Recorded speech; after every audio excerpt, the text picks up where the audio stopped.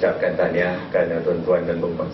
Tuan-tuan kerana dapat menjalankan tugas sebagai ahli kesatuan ketua-ketua kampung Negeri Sembilan dan terpaksa mengadakan mesyuarat tahunan, melantik jawatankuasa baru mengikut pendaftar pertubuhan, dan alhamdulillah telah selesai pagi tadi mesyuarat dijalankan dan telah pun dapat melantik Yang di-Pertua, Tuan Matap dan juga ahli jawatankuasa yang lain menjadi jawatankuasa yang baru untuk bersama-sama menerajui persatuan tuan-tuan dan puan-puan sekalian.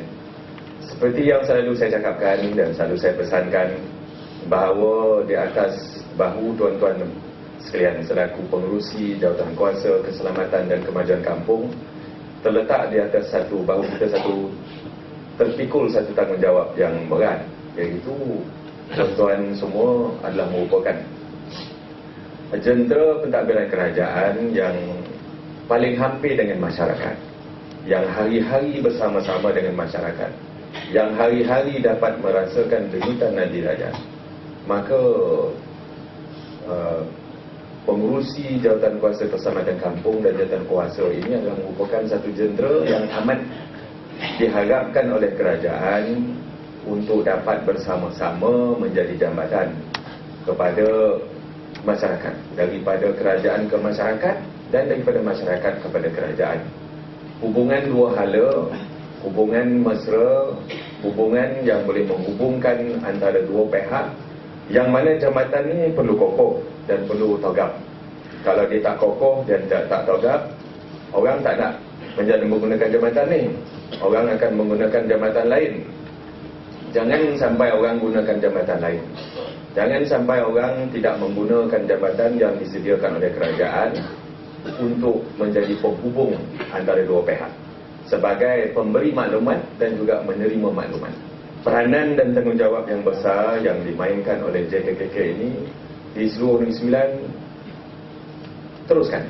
Dan saya banyak jugalah maklumat-maklumat yang saya terima bahawa kebanyakannya JKKK di seluruh Negeri Sembilan ini berfungsi dengan baik.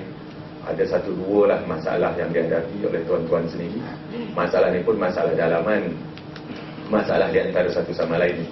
Saya harap supaya masalah dalaman di antara satu sama lain itu dapat tuan-tuan selesaikan sendiri. Jangan sampai terbabit lama-lama sangat. Nanti orang akan melihat kita sebagai satu jambatan yang tak boleh digunakan kerana kita sendiri tak dapat menyelesaikan masalah kita. Dan saya berharap supaya fungsi JKKK ini dapat dimainkan dengan terbaik yang mungkin. Kerajaan negeri menaruh harapan yang besar kepada fungsi, kepada tanggungjawab yang tuan-tuan pikul. Marilah sama-sama bantu kerajaan negeri.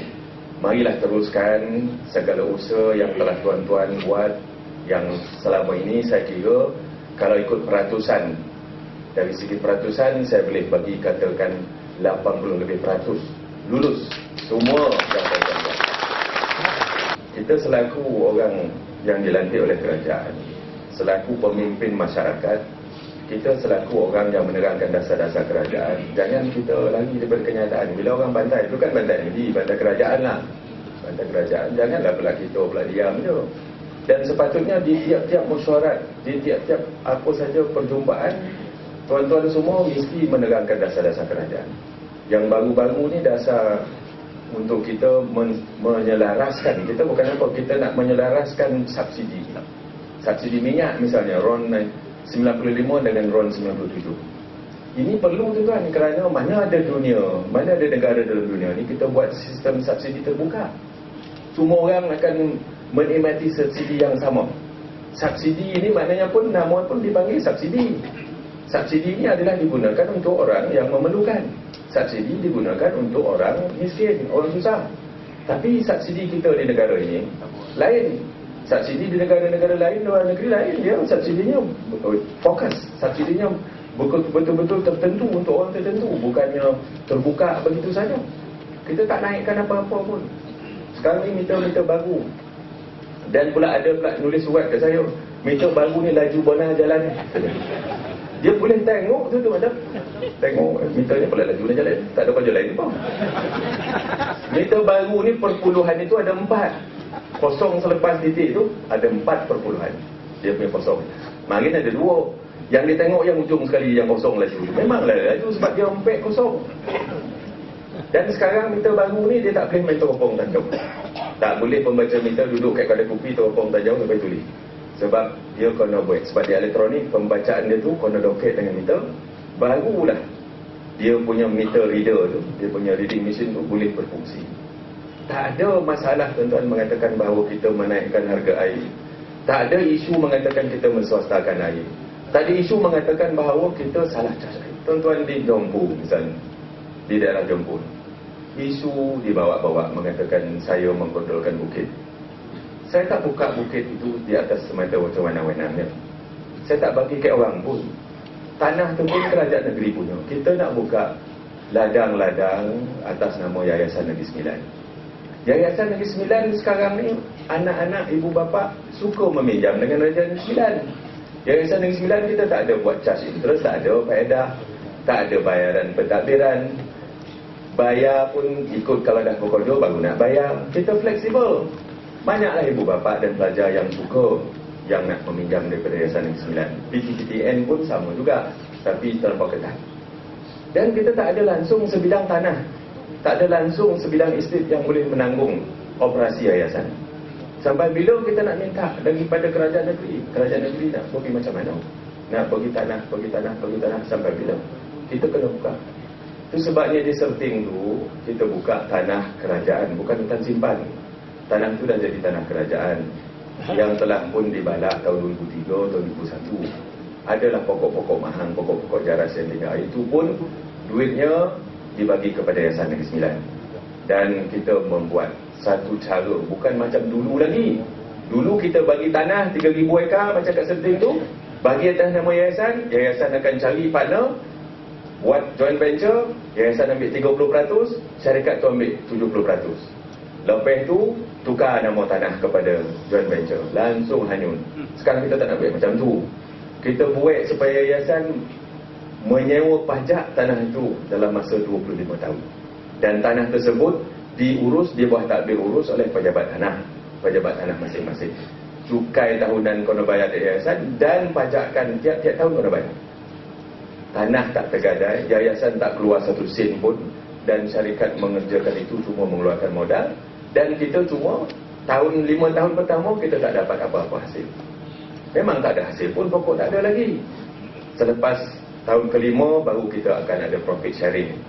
Dan itu pun profit sharing bukan ikut suka-suka hati syarikat. Kalau dulu kalau kita ada katakan kita buatkan profit sharing ataupun untung bersama, dia boleh tukar, dia boleh uruskan syarikat supaya tak untung. Kita buatkan supaya ada sewa minima yang mereka terpaksa bayar.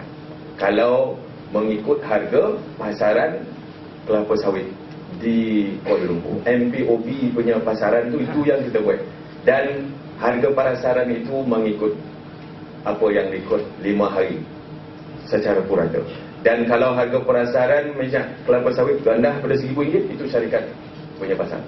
Kita cap sampai RM1,000. Kalau naik RM1,500, kita tambah lagi keuntungan. Naik lagi RM1,000 ataupun RM2,000 sampailah pada mana. Dan kita dapat banyak keuntungan tanpa mengeluarkan apa-apa satu sen pun duit. Tanah tak tergadai. Dan kalau dia tak bayar kita dalam masa 1 tahun, dia punya perjanjian akan luput, kita akan ambil alih. Saya nampak dah fungsi JKKK ini semakin lama semakin penting. Dan maka kita akan pastikan supaya pelantikan pengurusinya dan setiausaha sekurang-kurangnya merupakan sesuatu yang dapat dihormati oleh orang ramai. Beliau-beliau bagilah peluang untuk mereka bersama-sama di dalam JKKK. Kerana ramai anak muda sekarang, bagi mereka ruang untuk bernafas. Bagi beliau-beliau ruang untuk menyuarakan pendapat. Bawa mereka bersama. Kerana inilah orang yang akan nanti bakal mengambil alih ataupun yang akan menggantikan kita. Jangan kita sekat-sekat. Jangan kita tutup peluang mereka untuk berbicara ataupun memberikan pandangan. Bagilah peluang kepada anak muda supaya mereka dapat memberikan pandangan dan juga idea mereka, kerana mereka mewakili generasi mereka sendiri.